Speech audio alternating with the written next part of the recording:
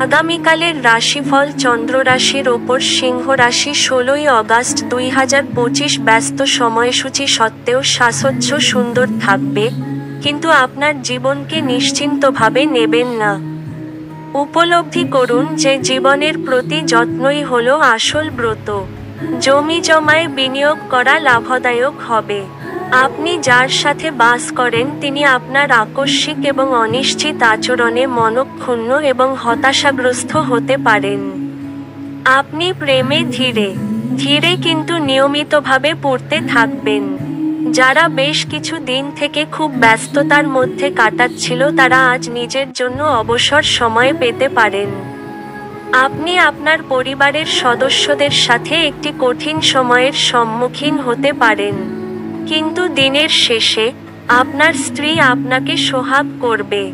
এটি এমন আরও ধর্মীয় ক্রিয়াকলাপের মতো একটি দিন হতে চলেছে, যেমন কোনো মন্দির পরিদর্শন করা, অভাবীদেরকে কিছু দেওয়া এবং ধ্যানের অনুশীলন করা। আপনার ভাগ্যবান সংখ্যা ৭।